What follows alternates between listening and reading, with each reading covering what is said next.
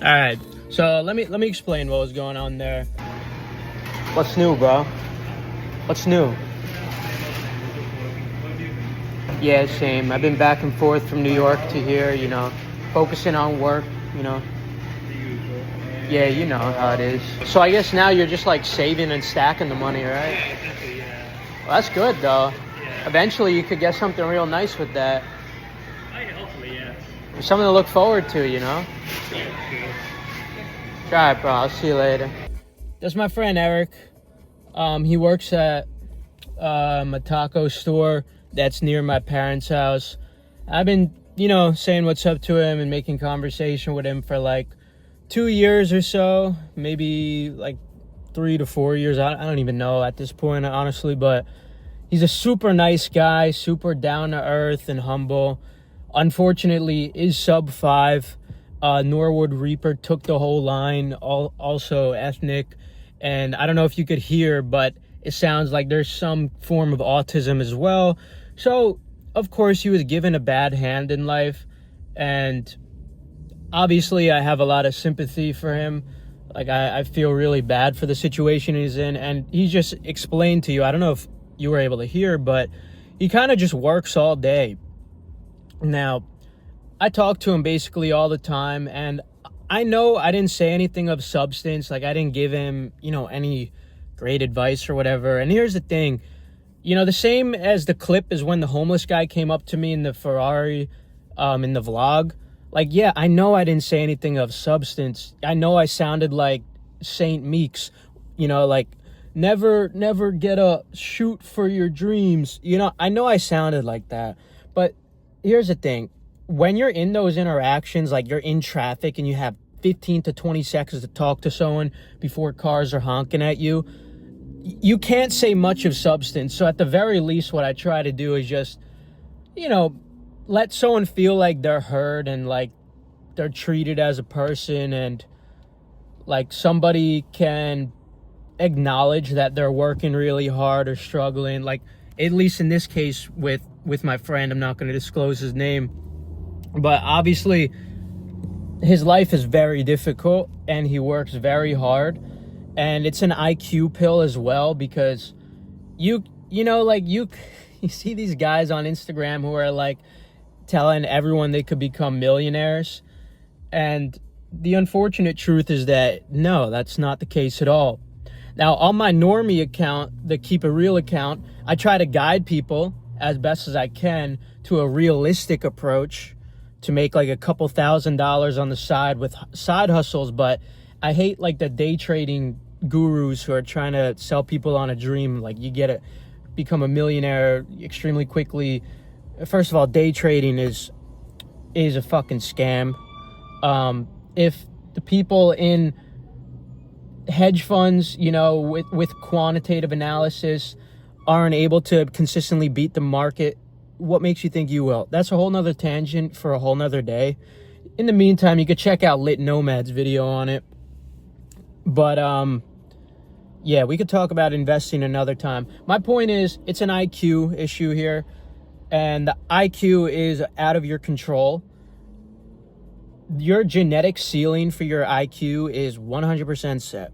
Like, there's nothing you can do about that. You could try to maximize your potential IQ, but if you've gotten like a regular education, if you have access to the internet, you've done 99.99% of it. Like, it's negligible returns if you're trying to max out IQ. I mean, maybe there's certain substances and whatnot, certain like peptides you could do to increase neurotransmitters and shit, but it's all diminishing returns. If you heard the guy in there, he was saying like he works nonstop all day, and that is really the best he could do. People say work smart, not hard, but well, you can't really choose to work smart, if you just have an IQ deficiency. If you're just inept in certain departments, there's nothing you can do about that, unfortunately. And I understand this very well. I understand this better than anyone. So I want to make sure that this guy at least feels like he's understood and like, I acknowledge he's working super hard and doing the best he can. He works another job outside of this. And yeah, like, you know, if he were to interact with one of those Instagram day trading gurus, they'd fucking scam him into a course. And they would say, like, bro, you're just not working hard enough. You're just not grinding. Like, buy my course, you know. But the truth is, this is just an IQ thing. And there's nothing wrong with that. Like, we all as humans have our place in societies. You know, it used to be very normal to all accept your role in civilization. Like, a man would be proud to deliver milk to people's doors. Now, it's understandable why people are so against that now, because something like delivering milk isn't sufficient income given inflation. Like, it's not enough, you know? So that's why people condemn being satisfied with that. And I agree with that, because inflation is so rampant that it is really fucked. You know, the Pareto distribution, the rich get richer, the poor get poorer. It's true that the dissipation of the middle class is a real thing that's happening. But the point I was trying to make is that, like, there's nothing wrong with what he's doing. Like, he's fine, like, in terms of what he's responsible for. Like, it's very unfortunate that that's just not enough money. And of course, you know, like, ideally you want to, you know, work even harder and try your best to come up with more creative ways to make money. But back in the day, you know, people would just be okay accepting their role as being the milkman. Man, I went off on a crazy tangent, but I think my main point with this video is just, like, when you see these people in your daily life, sub5, Norwood Reaper cook them, combined with, you know, race pill, combined with short stature, combined with IQ deficiency. When you see someone like that, I'd encourage you to, at the very least, like, try to extend yourself a little bit to just, like, make them feel like they're understood as a person and they're, like, being heard, and they're not just, like, a fucking, like, robot taking orders, because that's this interaction they get every single day. You can make a pretty big difference in someone's quality of life by literally just asking them a couple questions, you know? And I think the main reason I do this, like, it's for selfish reasons, I admit, you know? The reason I do things like this is because it makes me feel good. Like, I feel good when I do it, so I'm not a good person. It's just a selfish thing. I'll be honest about that, but it does make me feel good when I do things like this. And yeah, like, I feel like a little happier now that I talk to him and all, because I know the reality of it, and he's probably, there's no way he's black-pilled. I know the reality of his struggles. I know he was dealt a bad hand, and no one else will. Every fucking normie is gonna gaslight him, say, like, bro, you just need to work harder. Like,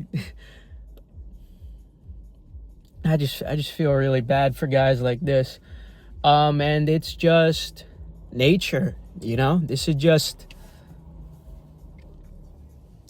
evolution, man. Like, unfortunately, he is gonna be weeded out of the gene pool. But that doesn't change the fact that he's a conscious, living human being like the rest of us. And even though he might fail to reproduce, in the most likely scenario, you know, it's not definitive, but even though it's more likely that he's going to fail to reproduce, he's still like a human being along with us, like with the rest of us. And he still has to experience his consciousness. So there's always been incels, right? Like, incels have been around since the dawn of time. If you look at the stats, it's like 50% more women have passed down their DNA than men. Now hypergamy is even more crazy. It's not at the level as other species like elephant seals, but there's always been incels. There's always been males who have been who failed to pass down their genes. It's always been a thing. But it doesn't change the fact that these are conscious organisms. It's different than just an animal. Like, These are self-aware, conscious organisms with emotions that are very, God, the fucking tangent, holy shit. But, okay, let me try to wrap this up before this gets really schizo. But, let me just try to hyper-focus on the main point of this all. These are human beings. These are people. And even though they're going to get weeded out of the gene pool in most scenarios, they're still here with us. And they still have to experience this. Or I should say get to experience this, because consciousness is a gift. It is like such a rare thing. And even if you're given a bad hand in life, like there are things to enjoy still. And sometimes when you realize you're at rock bottom, there is a freedom to be found in that as well. Like if you're a true cell sub5, or you have some genetic deformities, maybe you're a dwarf watching this, there is sort of a freedom that you find when you come to this truth and realization that you're at like rock bottom. You know, you have nothing to lose. You have absolutely nothing to lose. And it is a really freeing thing.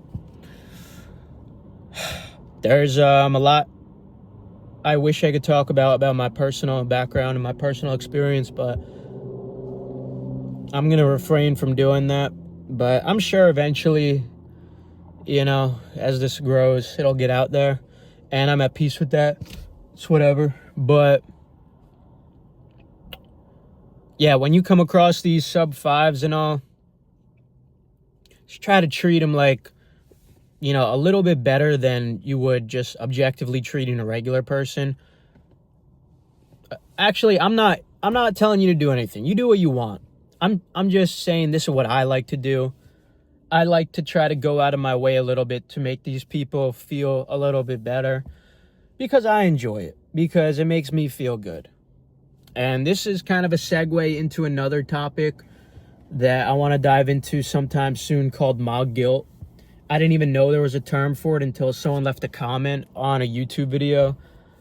But I was very familiar with the concept. So I will dive into mob guilt eventually.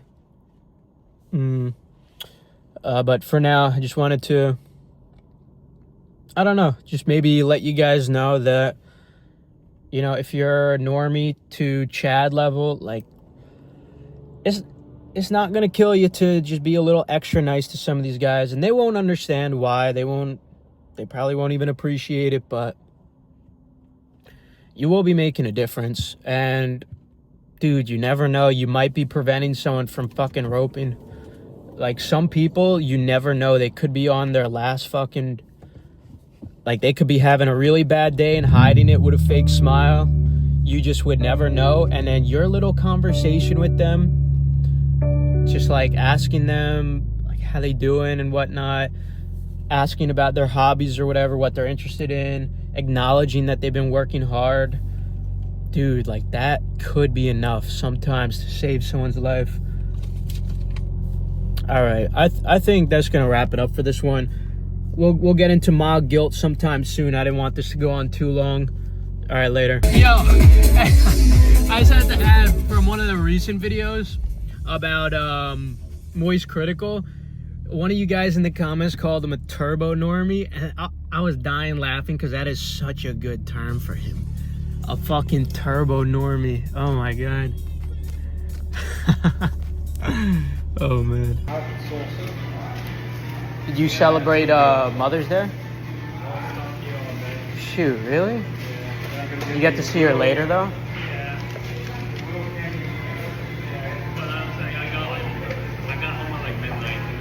Yeah.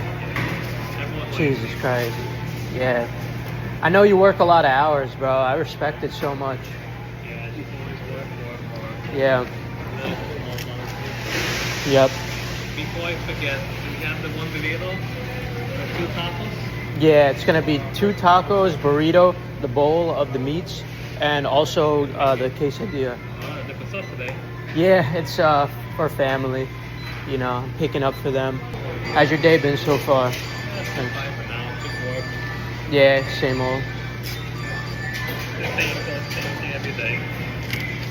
Well, before. You ever think of like traveling anywhere, like visiting somewhere? Oh no, I just want to sleep. That's what I want. Really? I just want to sleep. I feel like sometimes you gotta force yourself to go on little adventures, you know? Even if you don't want to, because then you just end up making memories like along the way. That is true, bro. I'm so burnt out from work that all I can just do is sleep. Yeah, I Even know. like when I'm home, I don't want to do anything. I just ready to sleep. Yeah, bro, it's tough. Because you work 6 days a week or 7? Basically, yeah, 6 days essentially, you know. Damn. Well, at least you're saving a lot of money. Yeah.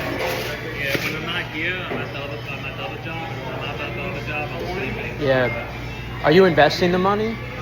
No, like once I finish, I have no. I can't even think properly when I finish. I have to go to sleep. My brain is like it's like time.